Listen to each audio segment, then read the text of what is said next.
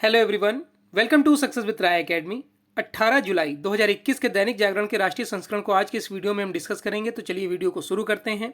सबसे main heading जो दैनिक जागरण ने बनाई है वो है विश्वविद्यालयों कॉलेजों में 1 अक्टूबर से शुरू होगा नया सत्र। कोरोना की वजह से विश्वविद्यालयों और कॉलेजों का जो शैक्षणिक सत्र आप कह सकते हैं कि डिस्टर्ब रहा काफ़ी, अब उसे सुचारू रूप से चलाने की इसमें कवायद की जा रही है। और इसमें जो विश्वविद्यालय अनुदान आयोग है यानी कि यूजीसी, यूनिवर्सिटी ग्रांट कमीशन, वो कमर कस चुका है और उसने ये भी उम्मीद जताई है कि अगस्त तक लगभग सभी बोर्ड के रिजल्ट और सीबीएसई बोर्ड के भी रिजल्ट आ जाएंगे ताकि एडमिशन लेने में और नया शैक्षणिक सत्र शुरू करने में कोई भी परेशानी ना हो। सबसे पहले हम इसमें एक पॉइंट आया है हमारा यूनिवर्सिटी ग्रांट कमीशन, तो इसके बारे में जान लेते हैं। इसको हिंदी में हम विश्वविद्यालय अनुदान आयोग कहते हैं। केंद्र सरकार का एक आयोग है ये, जो विश्वविद्यालयों को मान्यता देता है। यही आयोग सरकार द्वारा मान्यता प्राप्त विश्वविद्यालयों एवं महाविद्यालयों को अनुदान भी प्रदान करता है। अगर हम यूजीसी की बात करें कि इसे दर्जा कब मिला, और वैसे तो इसकी स्थापना जो है, जो इसकी स्टार्टिंग है वो नवंबर 1956 1956 में हुई थी। और अगर हम इसके वैधानिक दर्जे की बात करें तो 1952 में केंद्र सरकार ने फैसला किया कि सभी विश्वविद्यालयों और उच्च शिक्षण संस्थानों को यूजीसी की देखरेख में अनुदान दिया जाए। भारतीय संसद द्वारा पारित यूनिवर्सिटी अनुदान आयोग एक्ट 1956 के तहत यूजीसी को वैधानिक दर्जा दिया गया था। नेक्स्ट न्यूज पर आते हैं और नेक्स्ट न्यूज है दुश्मनों को पस्त करेगा नौसेना का multi role all weather helicopter. देखिए, भारतीय नौसेना की समुद्री जंगी ताकत में इजाफे के लिहाज से बेहद अहम माने जा रहे अमेरिकी multi role all weather helicopter MH-60R की डिलीवरी शुरू हो गई है। अमेरिकी नौसेना ने एक विशेष समारोह में 2 हेलीकॉप्टरों का पहला बैच भारतीय नौसेना को सौंपा है। भारत अमेरिका से 24 नए मल्टी रोल हेलीकॉप्टर खरीद रहा है। इसके नौसेना में शामिल होने से भारत की समुद्री रणनीतिक सुरक्षा मजबूत होगी। अमेरिका के नॉर्थ आइलैंड के सैन डियागो स्थित नौसेना एयरबेस पर हुए समारोह में भारतीय नौसेना को MH-60R हेलीकॉप्टर सौंपे गए। समारोह में अमेरिका में भारत के राजदूत तरनजीत सिंह संधू, भारतीय नौसेना वाइस एडमिरल रवनीत सिंह भी मौजूद थे। अब ये जो हेलीकॉप्टर हैं वो मिल रहे हैं अमेरिका से। तो अमेरिका के बारे में जो इंपॉर्टेंट फैक्ट्स है वो जान लीजिए। अमेरिका की कैपिटल है वॉशिंगटन डीसी, यहाँ की करेंसी है डॉलर, और यहाँ के जो राष्ट्रपति हैं जो बाइडेन, जो 46वें क्रम के राष्ट्रपति हैं। नेक्स्ट न्यूज पर आते हैं। पद्मश्री डॉक्टर रविंद्र नारायण सिंह होंगे विश्व हिंदू परिषद के नए अंतर्राष्ट्रीय अध्यक्ष। सेवानिवृत्त न्यायाधीश विष्णु सदाशिव कोकजे के अध्यक्ष पद के दायित्व से मुक्त किए जाने की इच्छा जताने के बाद पद्मश्री डॉक्टर रविंद्र नारायण सिंह को विश्व हिंदू परिषद के अंतर्राष्ट्रीय अध्यक्ष का दायित्व दिया गया है। अब सिर्फ आलोक कुमार ही कार्याध्यक्ष होंगे। बतौर कार्याध्यक्ष विदेश का काम देख रहे अशोक राव चौगुले को उपाध्यक्ष बनाया गया है। चंपत राय उपाध्यक्ष बने रहेंगे। मिलिंद परांडे के पास केंद्रीय महामंत्री का दायित्व यथावत रहेगा। नेक्स्ट न्यूज पर आते हैं। नेक्स्ट न्यूज है कि ड्रोन रोधी प्रौद्योगिकी का जल्द ही विकास करेगा भारत, और ये स्टेटमेंट दिया है अमित शाह ने। देखिए, केंद्रीय गृह मंत्री ने ये स्टेटमेंट तब दिया है, अभी आपको पता होगा हाल ही में जो जम्मू स्थित वायुसेना स्टेशन है उस पर ड्रोन से हमला किया गया था। हालांकि इसमें बहुत बड़ा नुकसान नहीं हुआ था, लेकिन एक ये जो नई तकनीक अपनाई गई आतंकवादियों द्वारा और हमारे पड़ोसी देश द्वारा, तो इससे बचने के लिए अब ये मांग की जाने लगी है कि ड्रोन रोधी प्रौद्योगिकी की भी जरूरत है, और इसके लिए डीआरडीओ और अन्य एजेंसियां पूरी तरीके से तत्पर होकर कार्य कर रही हैं।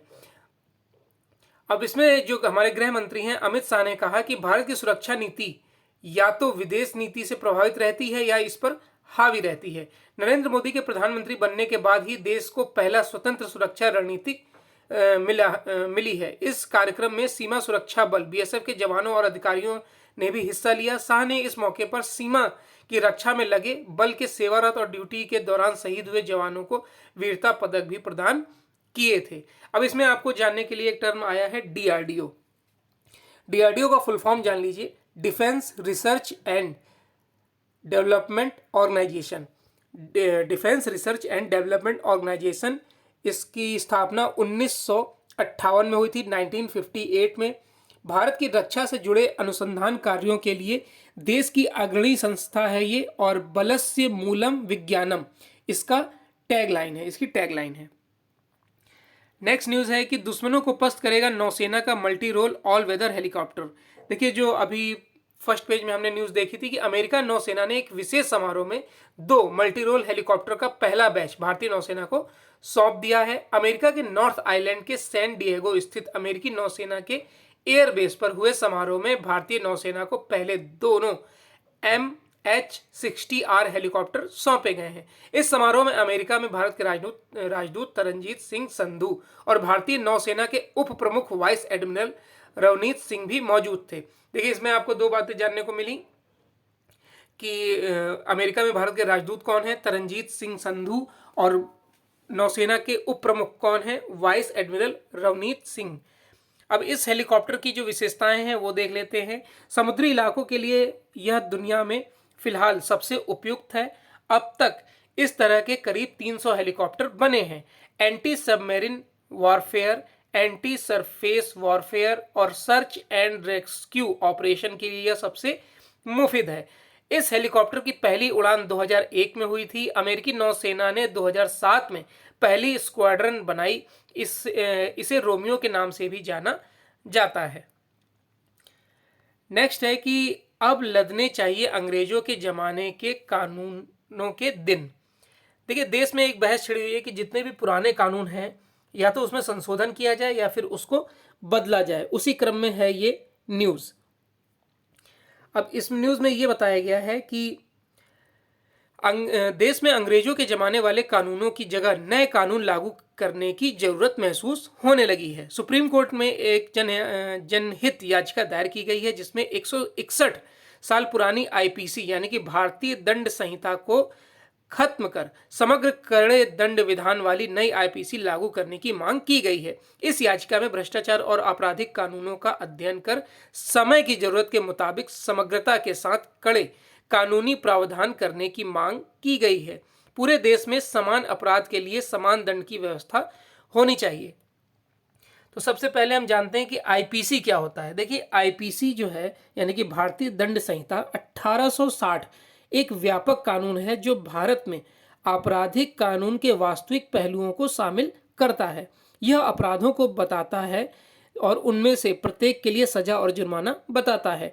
धारा 2 भारत के भीतर किए गए अपराधों का दंड। धारा 5 कुछ विधियों पर इस अधिनियम द्वारा प्रभाव न डाला जाना है। अब आईपीसी में कुल मिलाकर 511 धाराएं हैं और 23 चैप्टर्स हैं यानी 23 अध्याय हैं। और 1834 में पहले विधि आयोग यानी कि फर्स्ट लॉ ऑफ कमीशन बनाया गया था। इसके चेयरपर्सन लॉर्ड मैकाले थे। काफी इंपॉर्टेंट पॉइंट्स मिल गए आपको। अब नेक्स्ट न्यूज की तरफ आते हैं। देखिए, नेक्स्ट पेज है बिजनेस पेज, और बिजनेस पेज में 2 न्यूज है हमारे लिए इंपॉर्टेंट। पहली है कि क्रेडिट कार्ड पर लगी रोक हटाए आरबीआई। देखिए, एचडीएफसी बैंक ने तकनीक के मुद्दे पर भारतीय रिजर्व बैंक के 85% सुझावों का अनुपालन किया है और अब यह केंद्रीय बैंक पर निर्भर है कि वह नए क्रेडिट कार्ड पर जारी रोक को कब हटाता है। यह बात बैंक के प्रबंध निदेशक और मुख्य कार्यकारी अधिकारी सीईओ शशिधर जगदीशन ने शनिवार को कही है। बार बार तकनीकी खराबी आने से नाराज होकर आरबीआई ने न केवल बैंक द्वारा नए क्रेडिट कार्ड जारी करने पर रोक लगा दी थी, बल्कि वह किसी तरह के नए डिजिटल ऐप भी लॉन्च नहीं कर सकता था। सबसे पहले आप जानिए कि क्रेडिट कार्ड क्या होता है। देखिए, क्रेडिट कार्ड उन व्यक्तियों को मिलता है जिनका सिबिल स्कोर और उनका जो बैंक अकाउंट है, आप कह सकते हैं कि जो लेन देन है वो काफ़ी सही हो, सुचारू हो, साफ सुथरे हो, उनको क्रेडिट कार्ड दिया जाता है। क्रेडिट कार्ड की एक सीमा होती है। जैसे मान लीजिए आपने 20,000 की खरीदारी करी और आपकी क्रेडिट कार्ड की जो लिमिट है वो 50,000 है, तो आप 20,000 नहीं, आप 50,000 की यानी कि 30,000 और की खरीदारी कर सकते हैं। हालांकि बाद में उस 30,000 को आपको बैंक में भुगतान करना होगा, तो इसे क्रेडिट कार्ड बोला जाता है। अब आरबीआई के बारे में जान लेते हैं।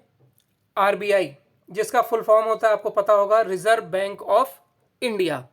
इस 1934 के प्रावधानों के अनुसार 1 अप्रैल 1935 को हुई रिजर्व बैंक का इसकी स्थापना हुई थी और इसका जो केंद्रीय कार्यालय है वो कोलकाता में था, लेकिन 1937 में इसे मुंबई शिफ्ट कर दिया गया।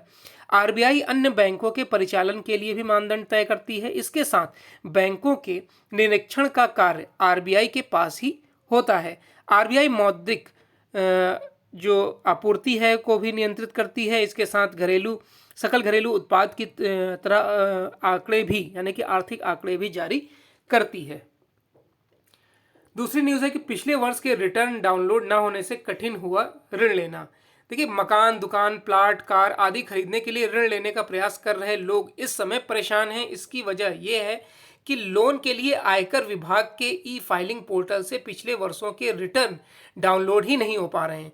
जिन लोगों के पास पिछले वर्षों के आयकर रिटर्न की हार्ड कॉपी रखी है वे बैंकों को रिटर्न लोन आवेदन के साथ दे पा रहे हैं, लेकिन जिनके पास हार्ड कॉपी नहीं है उन्हें बहुत मुश्किल हो रही है। आयकर विभाग के नए ई फाइलिंग पोर्टल पर आ रही दिक्कतों की वजह से तमाम तारीखें आगे बढ़ाई गई हैं, लेकिन जिन लोगों को ऋण लेना है उन्हें तो समय पर ही अपने कागजात चाहिए। नेक्स्ट पेज पर आते हैं और नेक्स्ट पेज है हमारा एडिटोरियल पेज। एडिटोरियल पेज में पहला आर्टिकल है हमारा, बढ़ती जनसंख्या से मुंह मोड़ने की कोशिश, और ये आर्टिकल लिखा है दैनिक जागरण के एडिटर संजय गुप्ता द्वारा। आर्टिकल में जो जनसंख्या नीति है और उत्तर प्रदेश ने जो लागू करी है जनसंख्या नीति, इस पर फोकस किया गया है। हालांकि हम इस आर्टिकल को कई बार डिस्कस कर चुके हैं, तो इसे एक बार और देख लेते हैं कि उत्तर प्रदेश विधि आयोग की ओर से जनसंख्या नियंत्रण कानून का मसौदा तैयार किए जाने के बाद बीते दिनों मुख्यमंत्री योगी आदित्यनाथ ने राज्य की जनसंख्या नीति जारी कर दी है। और जनसंख्या नियंत्रण को लेकर इसमें कई सुझाव भी अभी मांगे गए हैं और बहस भी छिड़ गई है, और ये बोला जा रहा है कि ये एक समुदाय विशेष को टारगेट किया जा रहा है। हालांकि चुनावी वर्ष है और ये सब बातें इसमें होंगी भी। इसका एक कारण उत्तर प्रदेश में जो जनसंख्या नीति आई है उसके बाद जो ये काफ़ी चर्चा चल रही है, उसका एक कारण ये भी है कि असम गवर्नमेंट ने भी अपनी नई जनसंख्या नीति लाने का फैसला किया है, और कुछ नेता और बुद्धिजीवी उत्तर प्रदेश सरकार की जनसंख्या नियंत्रण की पहल को न केवल आगामी चुनाव से जोड़ रहे हैं बल्कि ये भी कह रहे हैं कि इसका उद्देश्य मुस्लिम समुदाय को निशाने पर लेना है। ऐसे लोगों का यह भी मानना है कि इस साल के सार्थक नतीजे सामने नहीं आएंगे, क्योंकि ऐसे प्रयास पहले भी विफल हो चुके हैं। मतलब इसमें जो बुद्धिजीवी हैं वो ये तर्क दे रहे हैं कि जो अब जनसंख्या नीति लागू हो रही है उसका रिजल्ट आने में कम से कम 2 दशक लग जाएंगे, यानी 20 साल बाद जनसंख्या जो है वो कंट्रोल में हो पाएगी। ये लोग एक तो इसकी अनदेखी कर रहे हैं कि अगले 2-3 दशक तो जनसंख्या बढ़ती ही रहेगी, और दूसरे योगी सरकार की जनसंख्या नीति में कहीं भी यह संकेत नहीं दिया गया है कि उसका उद्देश्य किसी समुदाय विशेष की आबादी को रोक लगाना है। वैसे जनसंख्या नियंत्रण की पहल को मुस्लिम समुदाय से जोड़ना एक तरह से इसकी स्वीकारोक्ति है। इस समुदाय में अन्य समुदायों की अपेक्षा आबादी तेजी से बढ़ रही है। पता नहीं जनसंख्या नियंत्रण की पहल का विरोध कर रहे लोग यह क्यों नहीं देख पा रहे हैं कि जब अन्य समुदायों में छोटे परिवार की महत्ता को समझ लिया है, तब फिर से समुदाय भी उसे क्यों नहीं समझ रहे हैं। आज भारत की आबादी लगभग 1.4 अरब है और वो विश्व की दूसरी सबसे आबादी वाला देश है। अगले कुछ वर्षों में हम आबादी के मामले में चीन को भी पीछे कर देंगे और शायद 2027 तक। अब यह कोई उपलब्धि नहीं होगी कि ये कोई अच्छी उपलब्धि नहीं है कि आपकी जनसंख्या खूब बढ़ रही है और आप चीन को पछाड़ देंगे। इसमें कंट्रोल करने की वाकई ज़रूरी है, क्योंकि जो अगर हम विश्व के क्षेत्रफल की दृष्टि से बात करें यानी कि जमीन एरिया के हिसाब से बात करें तो 2.4 एरिया ही भारत के पास है। आगे आर्टिकल में ये बताया गया है कि एक यह तर्क दिया जाता है कि जरूरी नहीं है कि भारत हर बात को अपनाए, पर पिछले दिनों भारत ने ड्रोन के जरिए माल डिलीवरी की संभावनाएं टटोली। अगर यह प्रयोग सफल रहा तो तमाम डिलीवरी बॉय की नौकरियां भी जा सकती हैं। तकनीक इसी तरह अन्य क्षेत्रों की नौकरियों को भी काम करने का मतलब कि नौकरियां जाएंगी। आज विकसित देशों में जिस काम को 2-3 लोग करते हैं, भारत में अमूमन उसी कार्य को 7-8 लोग करते हैं।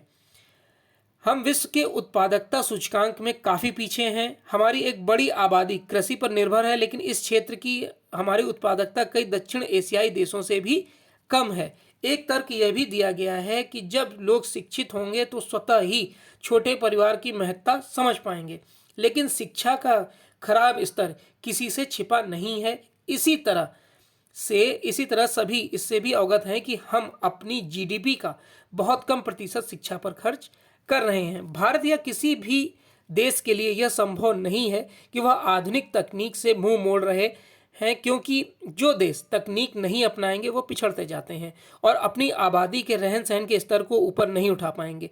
हम जितनी जल्दी यह समझ पाएं उतना ही अच्छा है। हमें आबादी का बोझ कम करने की जरूरत है, क्योंकि बड़ी आबादी हमारी समृद्धि और विकास में बाधक है।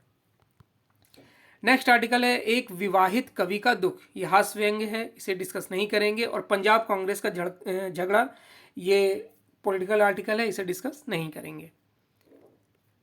नेक्स्ट न्यूज़ पर आते हैं।